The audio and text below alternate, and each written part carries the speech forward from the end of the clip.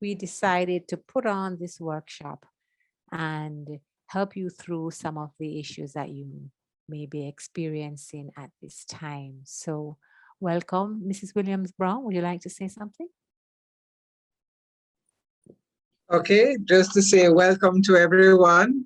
We're delighted to see you because without you, all the hard work we put into this goes in vain. So we're glad to see that there are more than 30 people on, and we're hoping that you will be willing to interact and to give us your own suggestions, questions, all of that. All right, back to you, Dr. Stewart Dixon. Thank you. Great. So we're going to go straight into some of our ground rules. And I'm glad that Mrs. Williams Brown mentioned the first one, which is please feel free to enter your questions and comments into the chat. We're going to be engaging in some activities.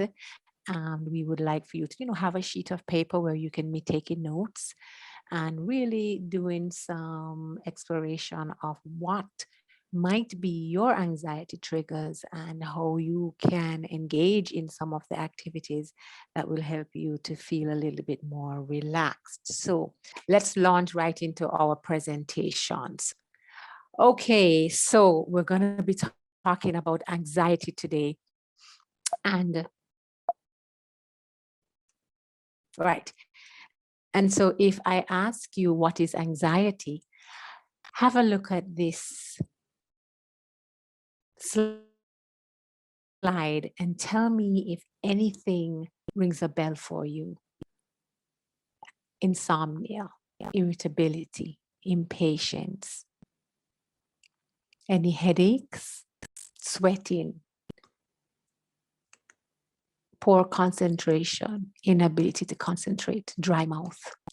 So I want you to begin looking at this PowerPoint and identifying how anxiety presents for you.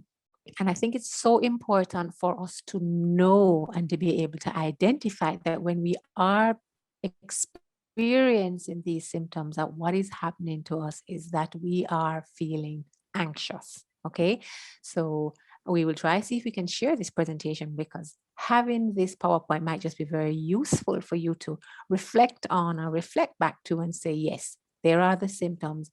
This is what's happening to me, and what do I do about it? Okay, so when we think about our triggers, then, in other words, what it is that causes us to be anxious. What is it that causes us to be anxious? And I want us to kind of look at the slide and this young lady, and you can see all the different things around her. You see, she has midterm, she has grades, she has depression that she's struggling with.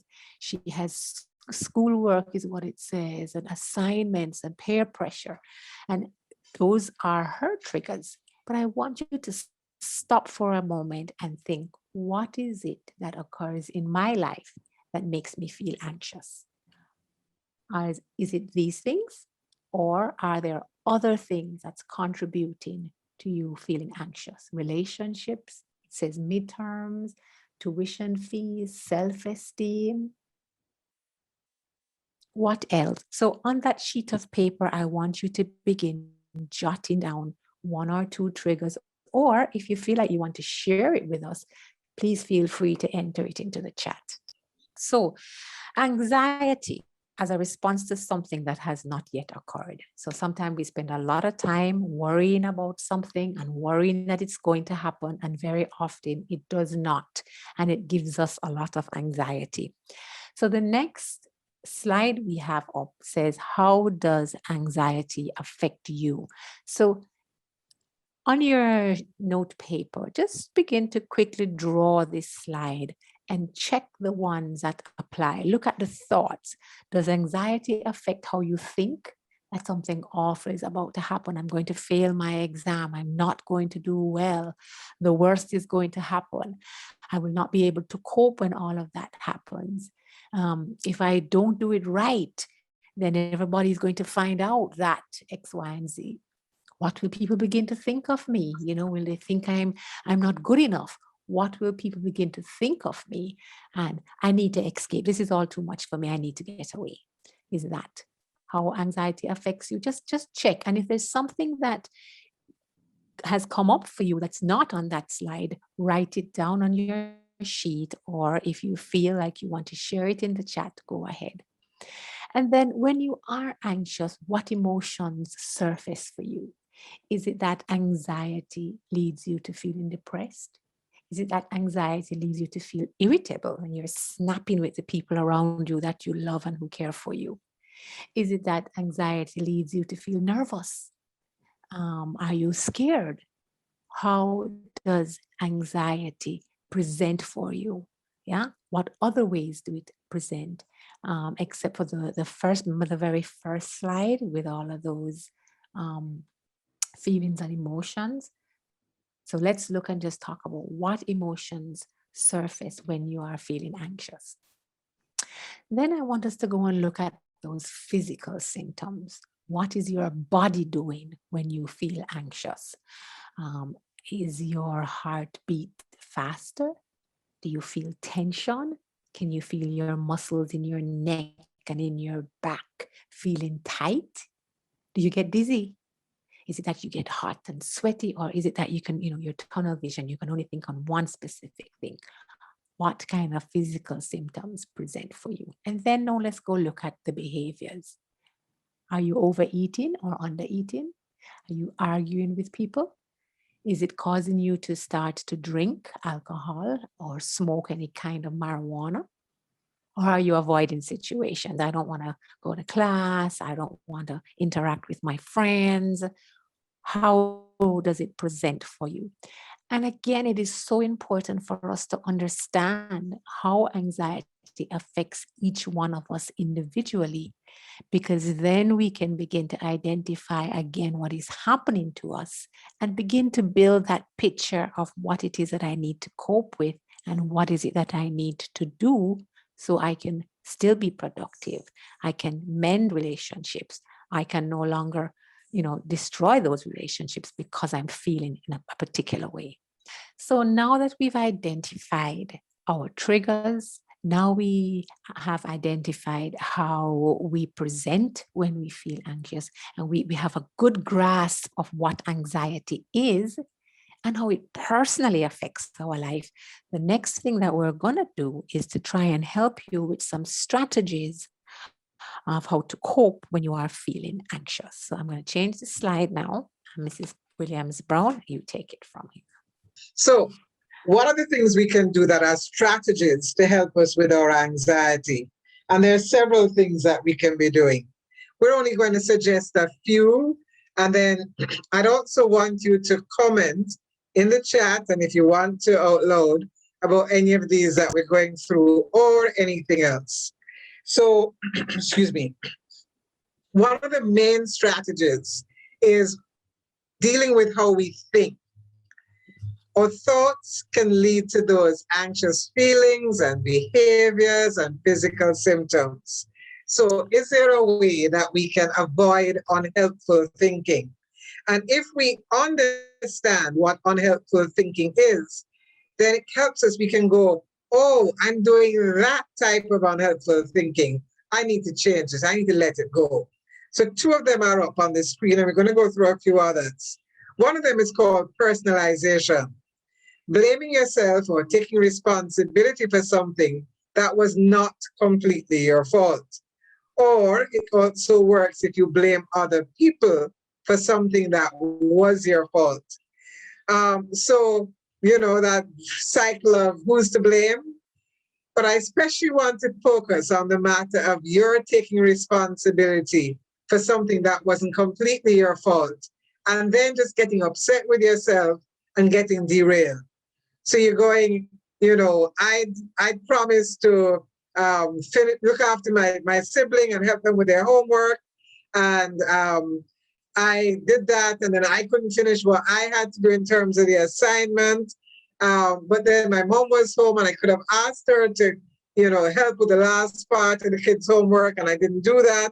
And so you're quarreling with yourself, agreeing to work with your siblings, and then not asking your mother. But you're just taking on a lot of responsibility for something that was not fully your fault. What do you go? You go, hold on, we're a family, hopefully we work together. I don't have to do everything by myself. I can ask for help next time.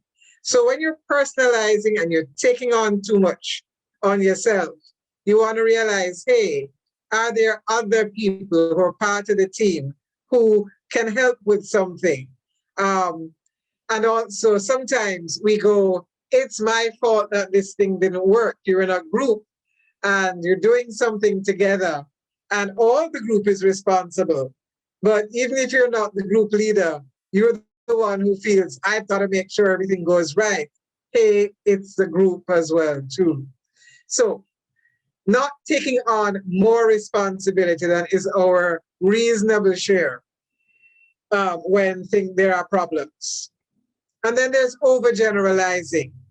We see a pattern based on a single event or being overly broad in the conclusions we draw. And I see this one all the time with students.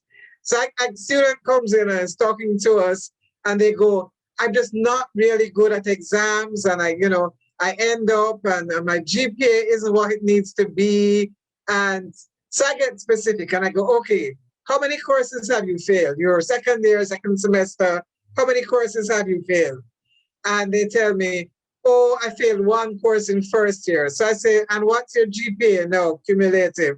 Oh, it's a 3.3, but it should be a 3.6. I'm just not doing well. And I go, hold on. One F, which you're more than made up for, does not make you a failure. That's an example of overgeneralizing. Or we had a breakup with a partner and we go, nobody will ever love me. Nobody will ever want to be in a situation, where they have to link up with me. Just really understanding that the overgeneralizing also is something which is so true for many people.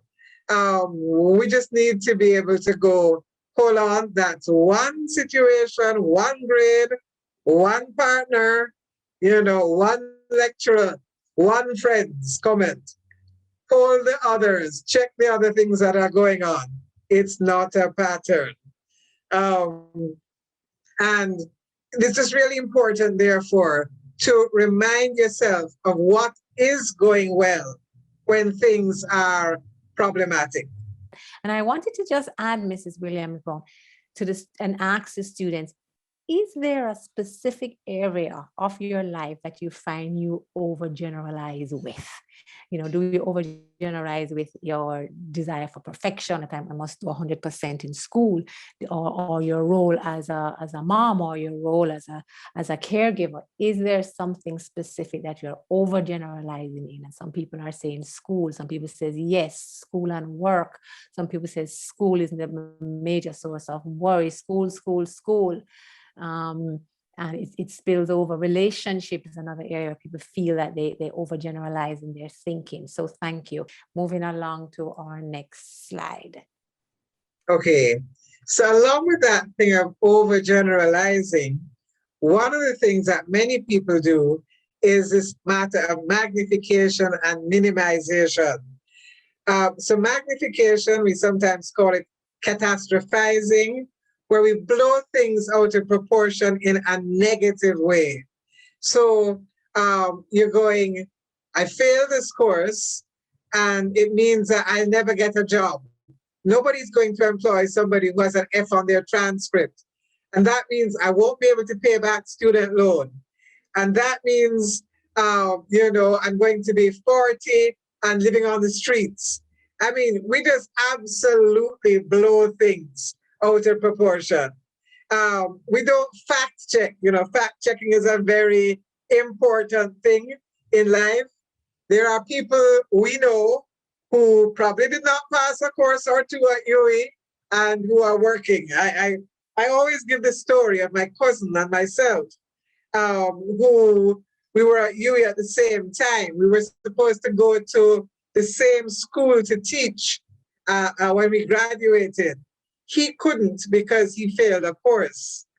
And he was the one who did an extra year. I was the one who went on to teach at the high school that year. Well, I'm always pleased to tell people that actually he was the one who owned his house first in a very nice area. Took me another probably 15 years to buy mine. Okay? So the fact that he failed that final year did not make a difference. He became somebody who was in actual fact a manager in a company whose name you'd know immediately if I called it. So this whole thing of catastrophizing, predicting a horrible future, and I see somebody, I just noticed something in the chat, failure is not final. Beautiful statement. The other thing we do is we inappropriately shrink things. And I think you just did a switch on me, Dr. Stuart Dixon, and can take me back to the minimizing and right, thank you, magnification. So minimizing is inappropriately shrinking something to make it seem less important. So we're often doing good work and we go, oh, the A was a buckle. The A was a fluke. I don't know, the lecturer must have been in a good mood. All right. And we just cut down the fact that we actually made that 80% on that hard course because we're going, you know, that could never really have been me. I know students who come to UWI and they're still wondering if Kate never made a mistake in terms of giving them the grades that they got to get them into UWI. And they're, you know, first year UWI and going through fine. So we have this tendency to blow up the negative huge and minimize the positive. And we really want to be sure that when we look at things, we accept the positives, we notice the things that are going well, we compliment ourselves for the hard work and good effort and good grade. And at the same time, are able to say, look, you know, I have not failed everything.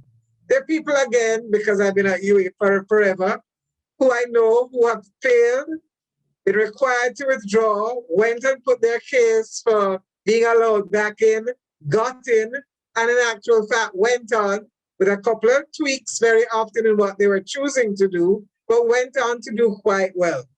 So like it says at the bottom, don't make a mountain out of a molehill. And our other one on this slide is a matter of emotional reasoning.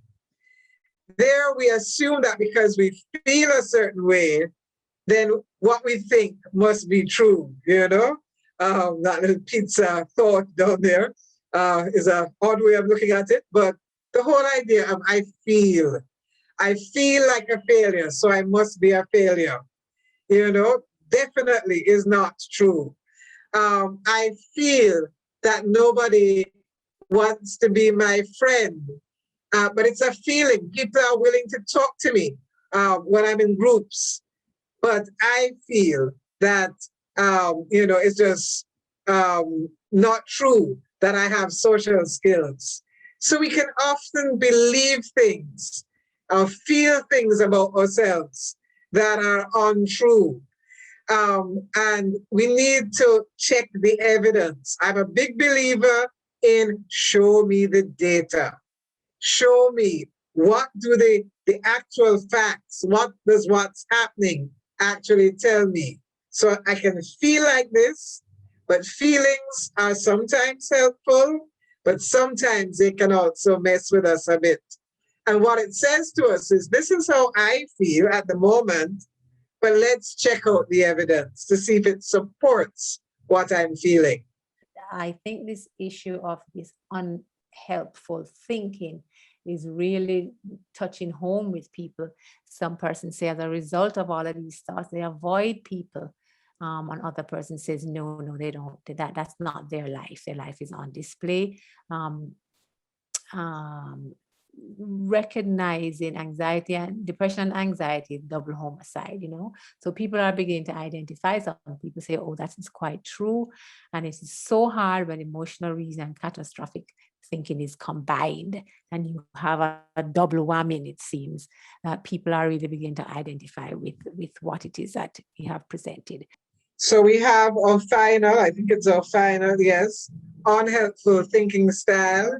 And that's this thing of it's white or it's black. It's either or. There is no in between. All right. So, you know, either I'm an A student or I'm a failure. And I've actually heard people say that to me.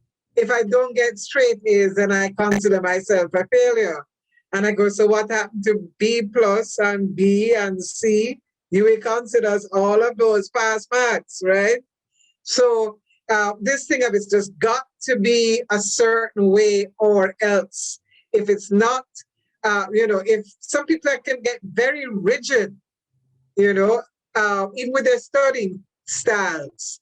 If I can't study at night from 10 to 2 and the house is quiet, then I can't study at all. So don't tell me to come and try and study at 4 o'clock in the afternoon when nobody's around, or when my siblings are around because they're too noisy. But hey, if you didn't get to study last night, then maybe you'll get something in, even though the kids are noisy. All right.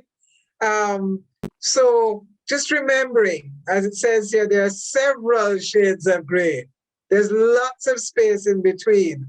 And one of my favorite statements nowadays with my students is think bell-shaped curve. You've all done that in stats or somewhere. But with the bell-shaped curve, the two things at the extreme are F and A. So not everybody is getting lots of A's. For those of you who are, the ultra, it's all got to be A's. All right. And thankfully, most people don't get lots of F's. Now, if you are failing a lot, one of the things I say about an F is that it's feedback. Because I've seen people, for example, who are failing in a particular faculty. And the feedback they took from that was this, although I like it and I want it, is not my area of strength. And I've seen those students. I still remember many, many years ago, a student in science and technology who from what I saw, worked her heart out and kept failing certain courses. She was passing, but passing too little for it to make sense. And we spoke, and she decided to switch to social sciences. In her case, and this is not everybody's story, but I happen to like this true story. In her case, 3 years after that switch, she graduated with her first class honors. She had found her area of strength. So even the F's, and thankfully, as we said, that's an outlier, we're getting lots of them, but even that tells us something. It's giving us feedback. Okay. Thanks, Dr. Stuart Dixon. Just keeping the slide there for a moment, because these have all been examples of times when we have unhelpful thinking. What's really useful about what's been presented is being able to identify, to go, I'm magnifying the negatives. I'm minimizing the positives. I'm doing this black and white thinking. I'm not checking out the data. I'm just going on how I feel. So no, I need to do it differently. If I'm magnifying the negatives, I need to stop doing that. Make it realistic, not bring it down to the molehill it is. If I'm not noticing the positives, I need to start doing that. If it's black and white, then look for the gray areas. Look for that bell-shaped curve part, that middle ground. So you're looking, when you identify what you're doing, what do you need to do differently to help bring down your anxiety? And that's what you focus on, what it is that you can do differently. Any comment on that, Dr. Stuart Dixon, before I go on to the next slide? Nothing yet, but what I'm hoping students are doing are making a couple notes on their notepad about what are the ways that I think that contribute to my anxiety. So personalize this presentation. We are presenting what happens generally, but you can take this presentation and turn it into how it affects me and what I need to do. So Mrs. Williams-Brown pulled out that if this is your style, what you need to do. So just please take those notes. So when you leave here, when you're in your day-to-day lives, when you're in your chem class, you can begin to look at the notes and say, okay, this is what I need to do to bring down my anxieties. And so the experience of being in university and being in the quarantine as having an impact on students' anxiety levels. Okay, thank you, Dr. Stewart. Okay. Okay, so on the slide now, we want to talk about exam tips. You notice that the examples I was giving had almost all to do with school situations, academic situations. And so I'm giving some general exam tips. And because they're general, you might have some that you want to add, especially as it comes to do with online exams. And remember, we're talking here about tips that can help you to keep your anxiety down. But if there's something additional that you have found useful, please put it in the chat or be prepared to say that. So we've got 6 tips under exam tips. One is that matter of being realistic in your expectations. So if you're a good, solid B student, don't be going, this is a semester I'm going to get straight A's. I'd be saying to you, shooting for a few A's, but not getting too upset if you're seeing that mix of B's and an A or 2. So be realistic. Maybe you actually are a student with good grades, but there's one course, SOCI, that stats, right? SOCI people. So in SOCI, it tends to be stats, because you folks in SOCI are great at your reading courses, but don't show your numbers. I don't know how that is myself, you know? Numbers were my nemesis too. So I tell people that if I got less than an A in a course that was based on English, I would feel that I was not doing myself justice. If I saw a C in a numerical course, I went down on my knees and gave thanks, right?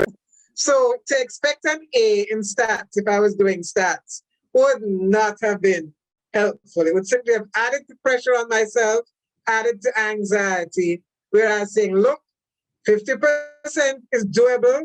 I can make 50. Let's shoot for a 60. And if I drop to the 50. But I'm not shooting for no A, because it's going to be too difficult. And I've got other courses that I can get that A in, hopefully. Or at least a nice B. Okay, preparing in advance. That's critical, people, and we all know that story. And those of you who don't start to study properly for exams yet, it is important. Actually, the prepare in advance is do it all semester, and you don't have to get too anxious at exam time. But it's a little late for that part of the story. So we're just saying, make a timetable and work on it. You know, divide up which days you're doing what. And please, I don't have it on this. Well, no, I have it referred to more or less there. And then monitor self-talk. If you're going, Lord, I can't do this. Why you is so horrible? You know, as people say, the online exam thing, I can't handle it. No, go, okay.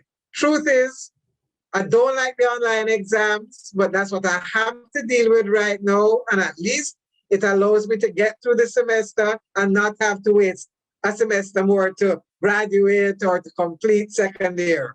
So find a way to flip it positively where you can and monitor yourself too. I don't, my mid-semester grades in this course not looking too wonderful. Okay, I still going to try with the final exams. And it's okay if I don't pass it, then summer school is going to have to be me after all. I know that that's not what I wanted, but I'm going to do my best and see if I can pull the grades up, all right? So you're monitoring yourself too, and you're keeping it on a realistic but positive rather than negative level. You're not scaring yourself and making yourself more anxious. Another general tip is avoid stimulants. People, the boom and the caffeine and the Red Bull and all of that, at this, when you're just before an exam, not helpful. We as counselors are part of the health center, and we know the stories of people who have to be taken out of exam and brought to the health center because they're so anxious and wired up, having had the energy drinks. So we really say, check the stuff, lower the caffeine, don't increase it. Getting enough sleep. It's important. I know you guys aren't the all-nighters and that sort of stuff. But if you're going to do that, at least make sure that the night before the exam, you get a decent night's sleep. As the person who is now the principal, but used to be the chief invigilator, Professor Dale Weber, and he used to help us with some seminars. And he pointed out that, you know, when you're spending 3 hours between 2 o'clock and 5 o'clock in the morning, the night before an exam, trying to study, it's the law of diminishing returns. You are getting so little in your head that you're better off sleeping, getting up at 5 when you're a little bit fresher, and then doing your review. So get enough sleep and don't stop your exercise. Do a little bit of it still, because that is helpful. And then don't focus on a grade, focus on doing your best.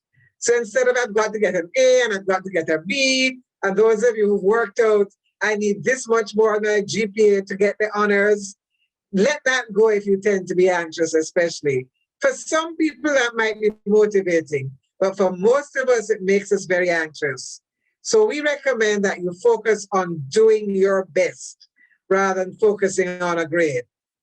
And then something we're going to teach you a little later in this session is a matter of doing deep breathing, because in an exam, if you're beginning to feel anxious, then you can use that deep breathing to help you calm down on the spot. So I'm hoping that the tips that we presented will be useful for you. And then we're going to move into a section where we're actually doing some of these activities and hopefully give you an example of how it's done. Do it with us. And you can use these techniques when you're in an exam or when you're beginning to feel anxious generally. Okay? Okay, thanks, Dr. Stewart Dixon. I noticed a quick thing there about insomnia. I'll just say 2 seconds on that. Okay. That one of the things that contributes to insomnia is our screen time. And if you're on your screen and then go straight to bed, you are likely, for some people, that can aggravate insomnia. So you want to keep a space between powering off, those of you who do power off or whatever you do, to put that phone, that tablet down, do something soothing. And for some people, drinking like chamomile tea, having something like peanut butter sandwich or with a cracker, those things like that allow you to, because of what you eat, begin to feel a bit more relaxed. All right?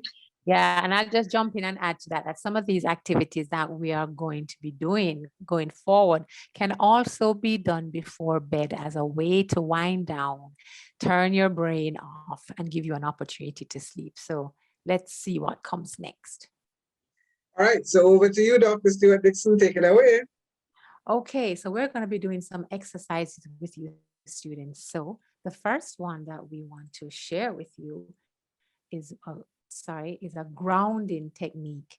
So what I have found is that when you are experiencing anxiety, your brain is racing, you're sweating, your heart is racing, and sometimes to focus your attention on something else is very, very useful. So one way to really just take your mind off of whatever the thought is, the unhelpful thought is, and to put your attention on something else is to go through these steps. Very useful. Sit down in your chair with your eyes closed, feeling as comfortable as possible, and think about 5 things that you can see around you. And if you'd like to just do this activity with me, please go ahead. Put your pencil down on your pen, sit comfortably in your chair or wherever, on your bed or wherever it is that you're situated.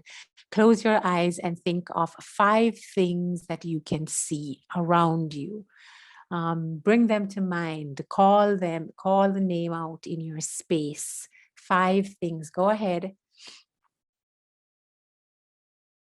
For me, I can see a desk. What can you see? I can see a bag. What else can you see? 5 things. You're outside, can you see the sun? Can you see trees? Can you see the ocean? Can you see grass? What can you see? 5 things. Once you've gotten through that, I want you to think of 4 things that you can feel. For me, I can feel the wind blowing. I can feel the chair that I'm sitting in. I can feel the blouse against my skin. I can feel, what else? What can you feel? I can feel the texture of the desk that I am sitting in front of. 4 things that you can feel. Then I want to transition your thoughts to 3 things that you can hear. Okay, you can hear my voice. 3 things that you can hear. Can you hear any birds chirping in the distance? Can you hear car horns? Can you hear the kettle? Can you hear the washing machine? Can you hear a conversation from somebody else in the house or down the street? What can you hear? Then I want you to pull your focus on 2 things that you can smell. Can you smell dinner being cooked? Can you smell fresh grass? Can you smell the mint toothpaste that you brushed your teeth with a moment ago? Can you smell what else? The perfume that you put on, or the body spray, or the soap that you showered with this morning? What 2 things that you can smell? And then there's 1 thing that I want you to taste. What can you taste? Can you taste the toothpaste? Did you just have a cup of tea or a cup of coffee? Can you taste that lingering in your mouth? Can you taste the sandwich that you just had? 1 thing that you can taste. Now, you'd be surprised that when you are going through an anxiety attack, that you can focus your mind 5, 4, 3, 2, 1, and all your senses: see, feel, hear, smell, taste. See, feel, hear, smell, taste. What I'd like to do in the chat is to post a link for this little chart, because it's useful to walk around with it in your phone so you can pull it up and go through this activity when you are having an attack, or if you need to talk somebody else through one, if you notice that your friend or your colleague or your daughter or your son or a family member, this is something that you can easily relate to and have people breathe in more regularly. Sometimes people may feel that they're choking, and this really does ground people into feeling a lot better. All right, glad that was useful. So let's move on to the next activity. Okay. So we're transitioning to the breathing exercise. Anything you wanted to say before we went into this? Yes, I wanted to say that, remember that first slide when we were talking about what were the symptoms and how you feel it. And for people who are feeling the tightness in the muscles and the tightness in different areas of the body, then definitely that kind of activity does help with dealing with those symptoms and addressing the anxiety. So let's move on. Okay, thanks, Dr. Stuart Dixon. And then we're going to do a breathing exercise. You know, people react differently in terms of what these exercises, whether it's yoga, it's breathing, a guided meditation. We're doing a little bit of visualization exercise. So we tell people, do what you're comfortable with doing. If any of this doesn't feel comfortable for you, then you don't do that particular thing. But give it a try, see what happens. It may work well for you after all. So breathing is something that all of us can do. So whether you're a big belly person or a find it hard to cross your legs person, you can work with the breathing exercise. Now, what we're going to be doing in this exercise, I find a lot of students say to me that they're deep breathing, but they continue to feel anxious. 9 times out of 10, when I check it out, they're actually not using the proper deep breathing technique. if you've got a baby anywhere in your house, babies deep breathe naturally. Watch a baby when they're sleeping, and what you'll see is that the tummy is what rises and falls, not the chest. And many of us, we're trying to breathe into the chest and not the belly, and we're not breathing in enough. So what I want you to do, I'm not sure if, because I'm not seeing myself, so I'm not sure if you're seeing where my hand is on my upper chest, but basically I want you to, sitting there wherever you are, put your hand, one hand, just below your throat on the upper part of your chest, and the other hand on your belly. For those of you who remember your bio, just about where you figure the diaphragm may be a little bit lower than that. And then I want you to start breathing in just slowly, as deeply as you can, and breathing out as deeply as you can. And then I want you to look down at your hands. Take 2 or 3 breaths, and then write in the chat what you see happening with your hands as you take these breaths in. So you'd have done your 2 or 3 breaths. So now just stop, pause, and just write in the chat for us what it is that you saw happen to your hands. If you're getting good movement in the belly hand, that's what we want. And very little movement, if any, in the hand and the chest. Because our diaphragm, we need to be pulling the air into the diaphragm. When we pull in and we flap the diaphragm, the belly goes out. When we breathe out, the belly actually pulls in.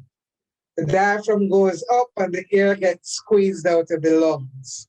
So let's do this just 3 more times, 3 more breaths like this together. So again, hand on your upper chest, hand on your belly. And now this time I'm going to count. I'm going to count forward, 1, 2, 3, 4, 5 as you breathe in. And then say hold, and then backward, 5, 4, 3, 2, 1 as you breathe out. So let's get ready to go. Hands in position, look at them. Now in, 1, 2, 3, 4, 5, hold. Out through your mouth, 5, 4, 3, 2, 1. Breathe in through your nostril, 1, 2, 3, 4, 5. Hold it. Out through your mouth, blow it out, 5, 4, 3, 2, 1. Last one, in through the nostril. Let that hand fill, 1, 2, 3, 4, 5. Hold, purse the lips, out through the mouth, 5, 4, 3, 2, 1. Right, thank you. And you might want to then just put in the chat how you're feeling after doing that.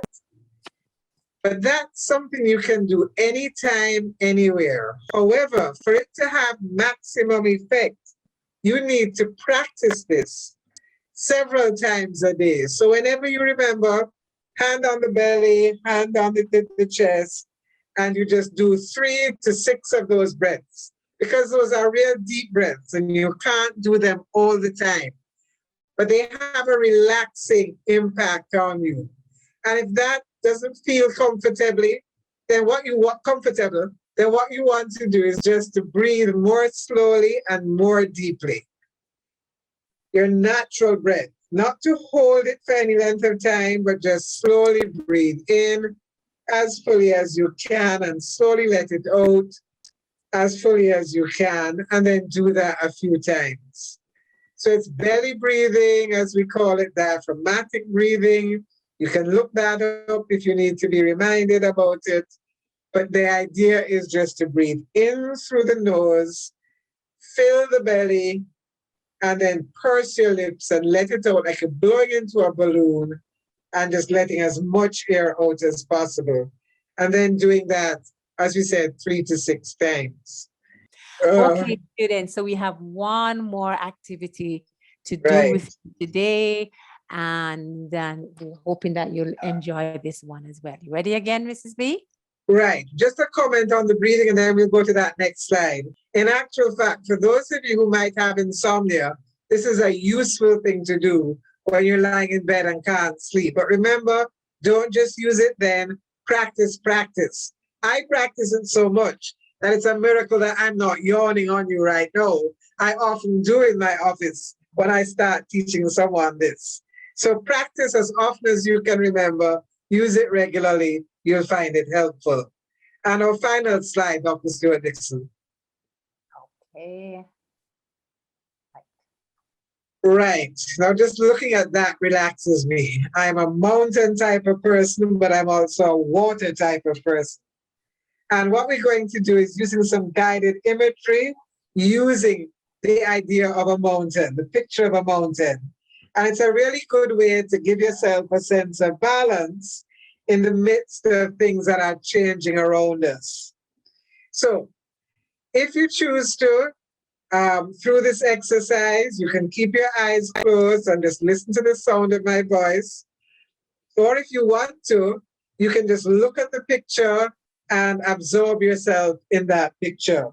But just sit in a comfortable position, and whether with your eyes closed or looking at the photo, just taking a few deep breaths, 1 or 2, because we just did the exercise, so do 1 or 2 of those deep breaths.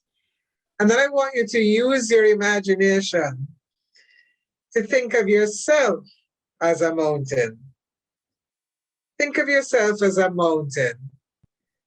And a mountain like the ones we see near UWI. UWI is a mountain type of campus. So think of yourself as a mountain. Pick a mountain, one from the picture, one you've seen, and identify yourself with that mountain. And think of yourself as being covered with a set of trees, beautiful trees, and grass, and all the things, lovely things that you find as you walk up a mountain. That's your covering. That's your clothing. So really get in touch with yourself as mountain. And then I want you to just experience the different things that the mountain goes through. Just enjoy your clothing, the beauty of the trees, the grass, and especially when the rain has fallen. There's that smell of damp leaves, damp earth that some people really can enjoy. That the mountain there would be going, yes, I'm getting the nourishment, I'm getting the moisture that I need as the rain comes down. And my trees are going to grow so beautifully now. But then a little later, imagine the chaos that comes when there's a hurricane and the trees, some of them get blown down. And then sometimes there are landslides. And the mountain is not looking the way it did before the hurricane. It looks different. It looks sparser. There are parts where the grass isn't covering it as well. And then move on a little further. And you find that the grass has grown up and covered that piece of the mountain where there was a landslide. There's grass growing there again. And you find that the trees, even some of those that were blown down, they've started to get new leaves. They've started to put out flowers. And some of them even have fruits growing on them now. And then you move on to another season. And you find that this time it's a drought. And the grass has gotten parched. And some of the trees are withering. And maybe in some places on the mountain, there's even a fire because of the weather conditions. And then move on a little further again.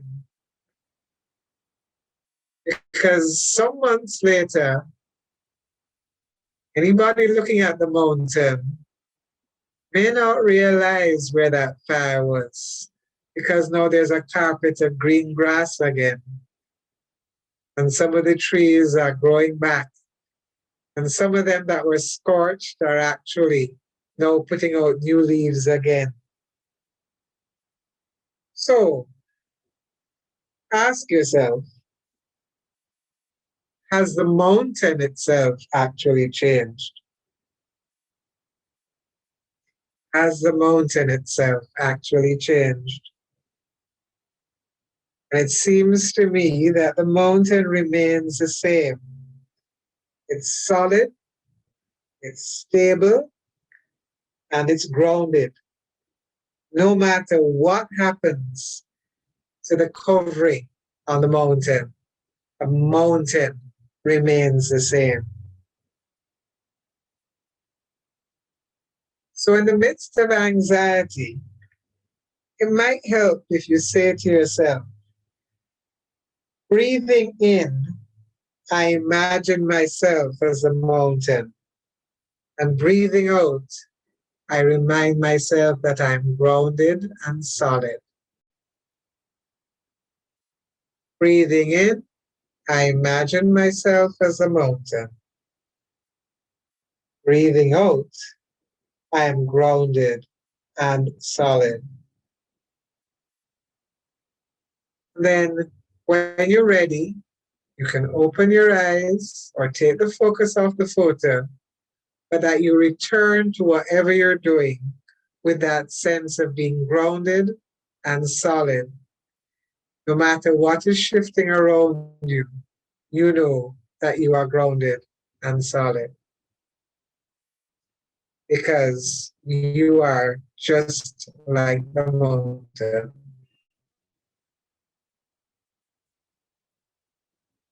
So when you're ready, you can open your eyes or take your focus off the picture, and in the chat, just write what that was like for you.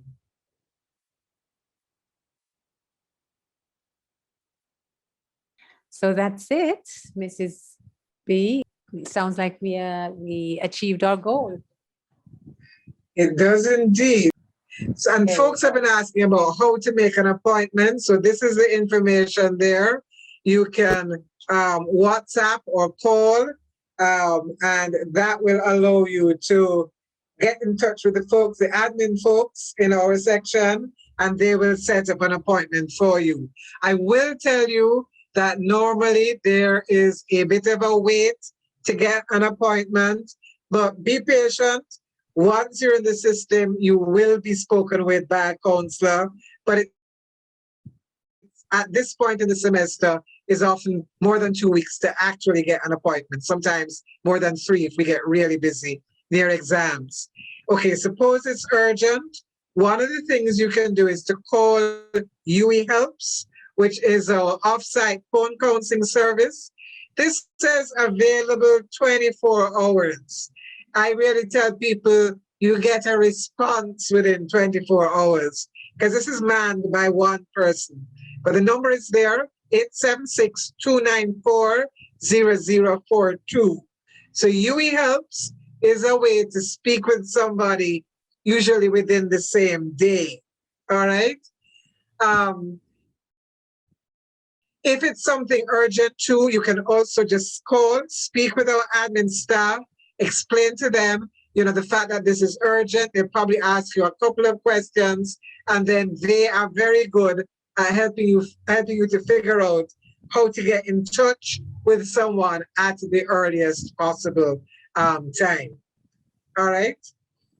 The phone numbers 9876 294-0042 is the UWI Helps. That's the on-site one. The off-site one, the one where you can get a response within 24 hours. And then the one for the appointment is 876-970-1992, gets you to our office. And that's still up on the screen. So you can take a screenshot if anything. On that note, we want to say thank you so much for joining us. We really appreciate the turnout. And from your comments, it sounds like we were able to address some of your needs. And we look forward to another time when we're able to do this. Mrs. B, any final words?